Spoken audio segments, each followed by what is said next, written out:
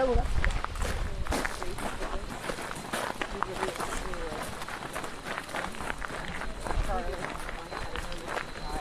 yeah.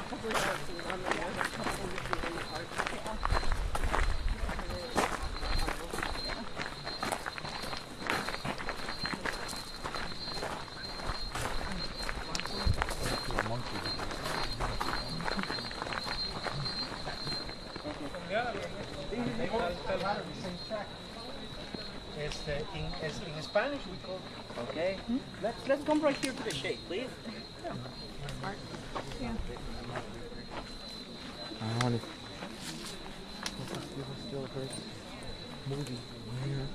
Over here, guys. Thank you. Up to 10 minutes for photographs. And then I will, call you again for the explanation of this. So let us do this something, the following. You can visit 3 sites on this structure around the corner, right? I will give you 10 minutes. I will blow the whistle. I will call you, as Daniel Jr.'s group.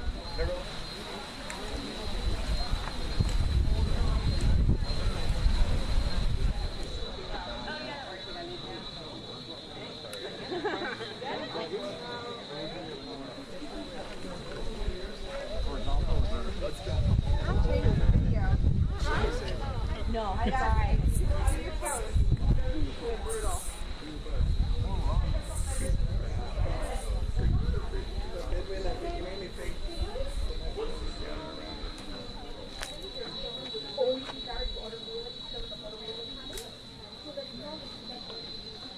Right. Well, I mean, how you define, yeah.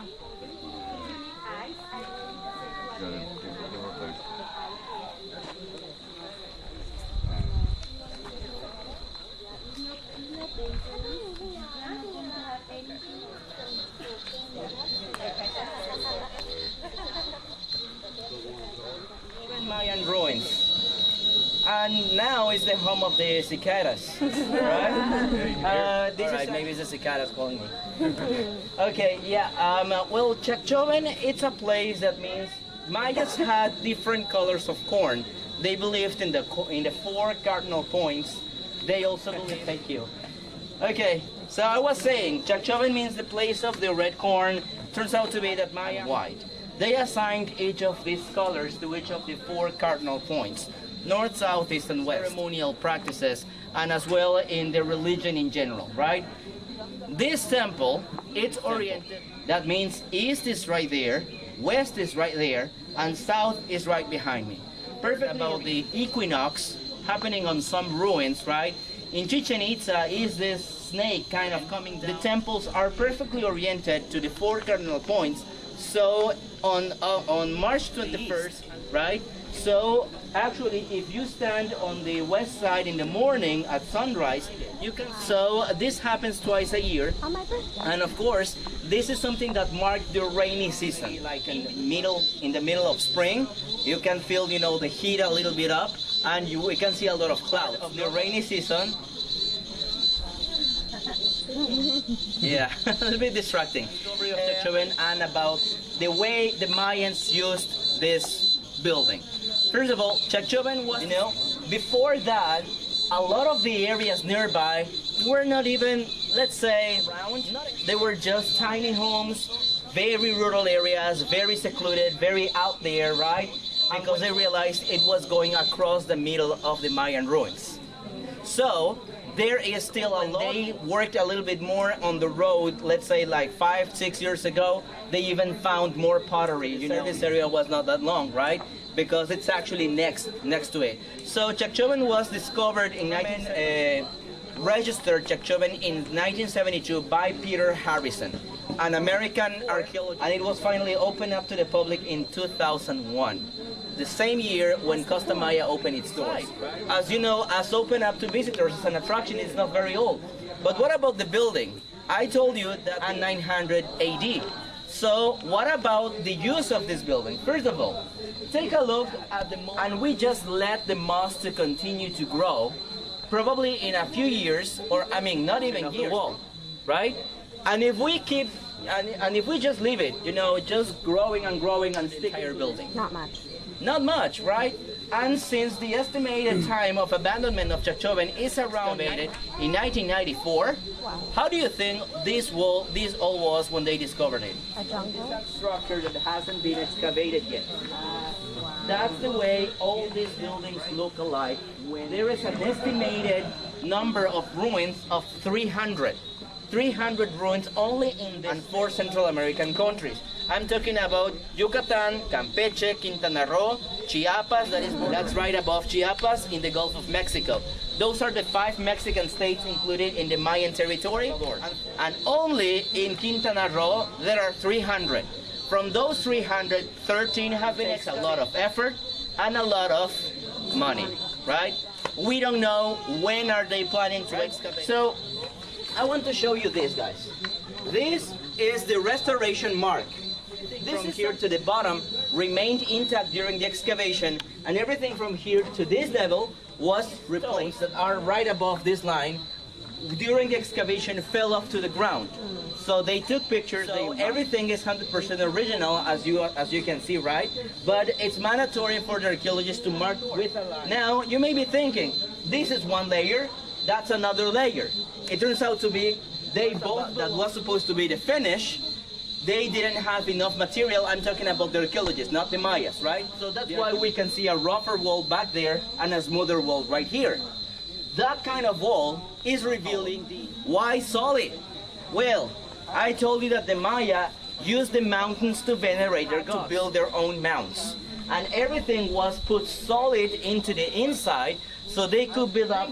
Now what about the passages? What about the tunnels? What about the tombs and chambers that I have heard to be that Mayas every 3 or 4 generations covered up their buildings with new ones? That means totally they filled it out and they put a new building right on top. 4 generations on top. So they end up being like the matryoshka. You know what's the matryoshka? It's this Russian egg that you open it up. Of course, they just see the exterior layer, but if they drill a tunnel, sometimes they do, they made it of 3 previous constructions, you know, right inside of this building. So there is how the Mayans used it. Is there anything specific that you would like to know about this building? I heard right there. It's dark up about three levels down up there, and it does so the moss doesn't grow. Okay. Yeah, actually, the next big steps.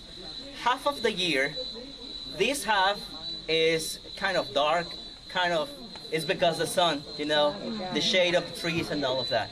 So yes, basically it's because of that. It doesn't get a lot of sunlight, you know, most of the year. That's why it also looks like this. Yeah. No, that's another big misconception. Thank you, Mel Gibson. Right? I know many of you. It used to be something very, how can I say? Very like those killings that we see during Middle Age. You know, that we see very, very carefully who would be the sacrificed person. They had to, whoever was sacrificed wouldn't go to the underworld at the moment of death, would go to heaven, earth, and 9 gods in the underworld, a total of 29. 13 in heaven because there are 13 gods, believe 13 gods in heaven, right?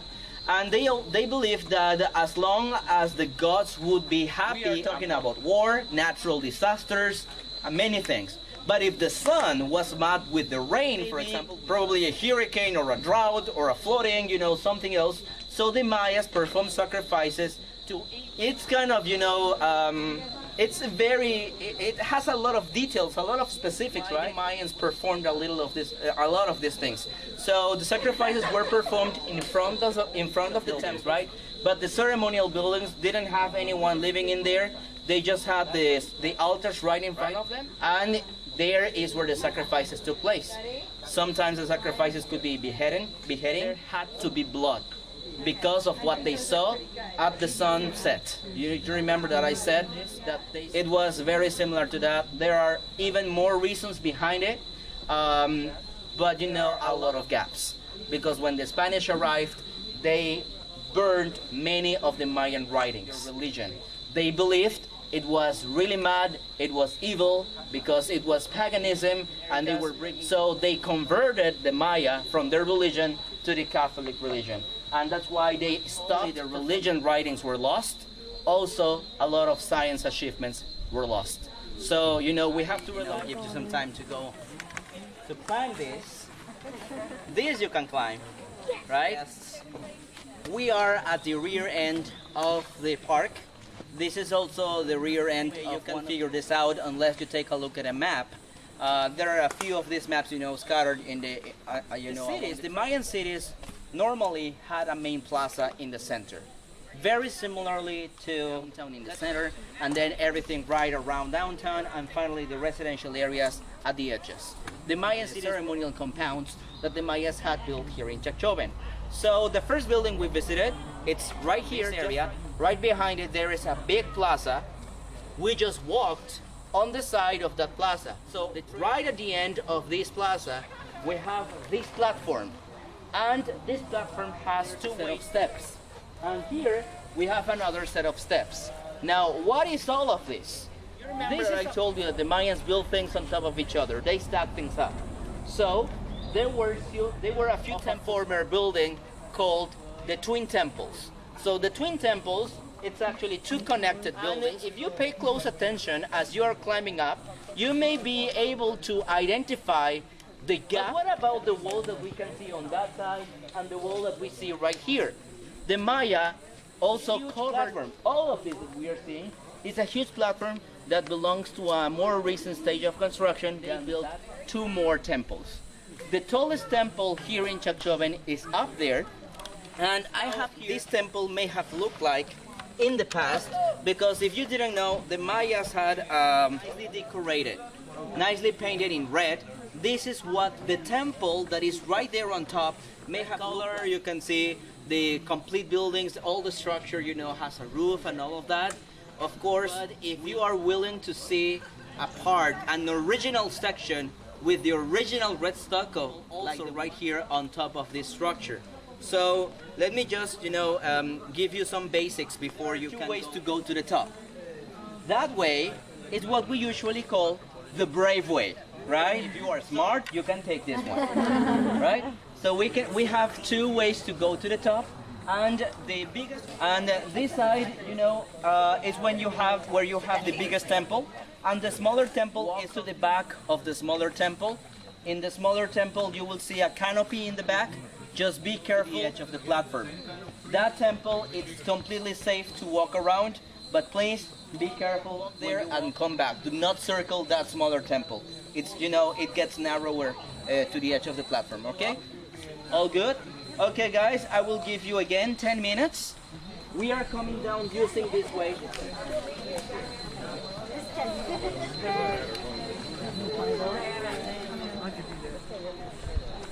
Really? Oh, so beautiful. It's lovely and shiny.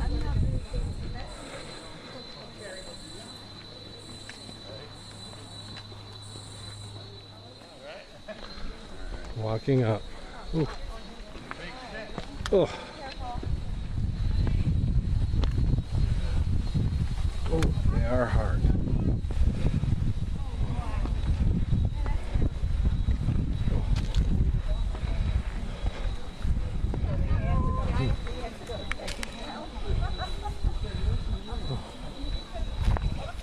Down.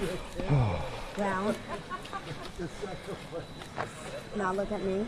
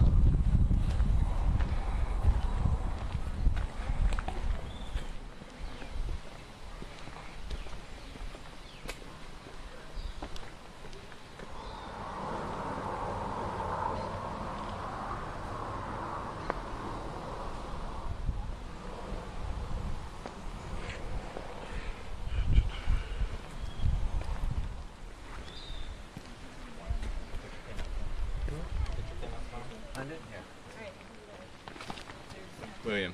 William. Okay,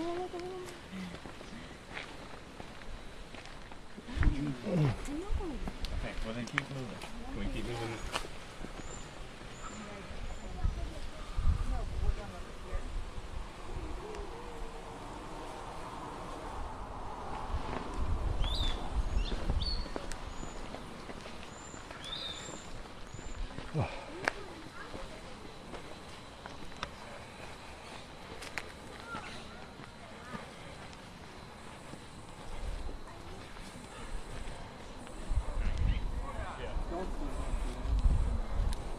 Hey, Ruby, hurry. We're in some quickness here. Come on, we gotta go.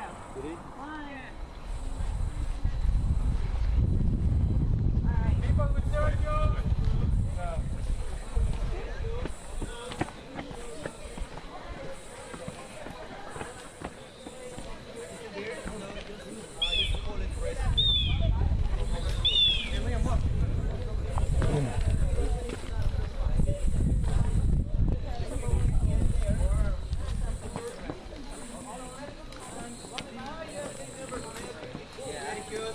Now in a section filled up with these palm trees. These palm trees have, well, the name in corosos, right? Well, the corozo palm or the cajon palm tree indicated the style, you know, for agriculture, but it changes a little bit, you know. So right now you can see there may be limestone underneath, just as there are those rocks over there, but you can see like a thick layer of Chacchoben. And you know, when the Spanish arrived, they somehow helped the Maya, you know, to use the palms, you know, like these ones. We will see even a lot more of these palms, you know, as we continue the tour. Small coconuts about this size, you know. They are very hard. They have a very hard shell in the inside. I believe that in the past the Mayas may have used it as currency, you know, as money. And when the Spanish did that, they went to Europe saying that in America money grew up on trees. Well, it may have been used instead of the cocoa bean, you know, because we don't have cocoa bean right here. Cocoa bean is more found in And as we are right here, also, this will give you an idea of how the jungle looks like. Around you, you can just see how dense and deep the jungle is, right? So can you imagine being here, a pick, a bucket, a shovel, and a brush? That's it, right? And you have to make a path on one residential area that even though it has a lot of ruined spots, you can tell it has a shape, right?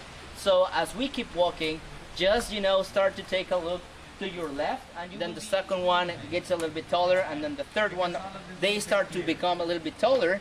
But unfortunately, you see the trees and everything, you know, and since they are hollow spaces inside, well, what do you think is going to lay out of the residential spot? Please still be careful. We are entering one of the roughest that you just walked, but you know, even though there is a path, you still have to be careful, okay? Please follow me this way.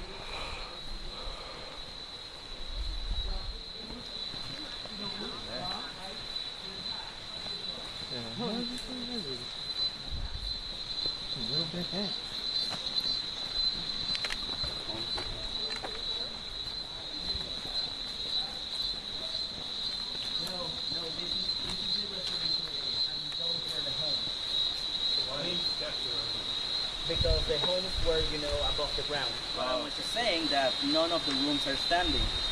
We are only able to see just the plaza. We are on one of the sides of the plaza, of the main plaza, right? If you started right there, we just went to the other side.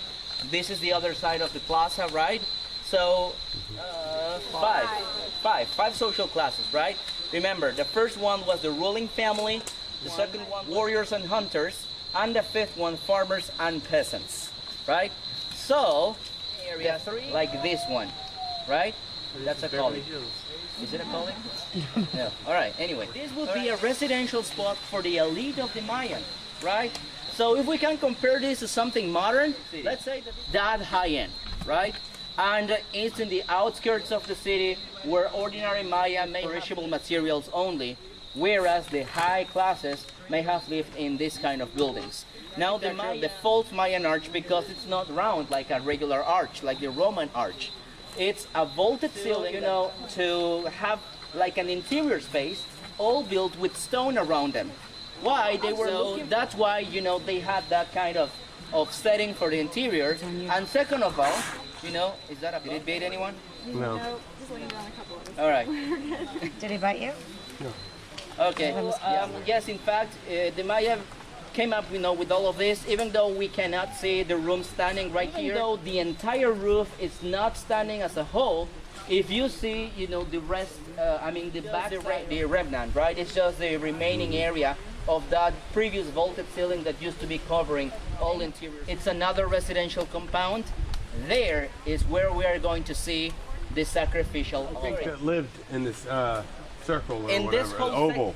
in this whole section, I'm just talking about between 60 to 100.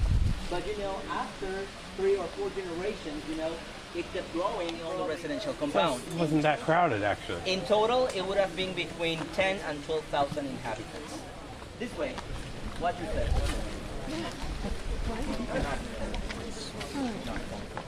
Yeah.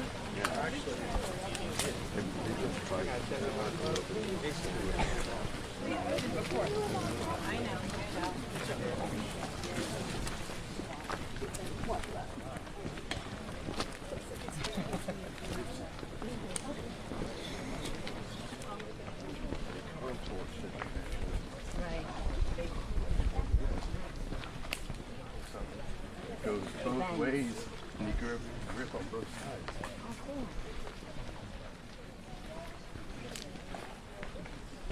Oh, nice. Thanks. No, it's not. Watch out. That's it.